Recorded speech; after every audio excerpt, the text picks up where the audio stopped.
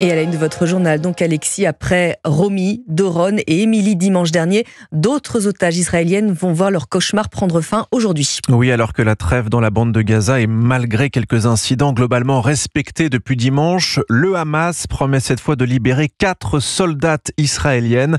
Frédéric Simon, vous êtes le correspondant d'Europe 1 en Israël. Le nom de ces 4 femmes qui vont retrouver la liberté après quasiment 500 jours aux mains des terroristes ont été dévoilés hier. Il s'agit de Liri Albag, 19 ans, Karina Arayev, Daniela Gilboa et Naama Levi, 20 ans chacune. 4 soldates du corps des renseignements. Le 7 octobre 2023, elles avaient été capturées dans une base militaire située à proximité de la bande de Gaza. Un nom ne figure pas dans cette liste, celui d'Arbel Yehoud. Cette habitante d'un kibboutz limitrophe du territoire gazaoui est considérée comme la seule civile vivante encore en captivité. Or, le Hamas s'était engagé à libérer prioritairement les femmes civiles.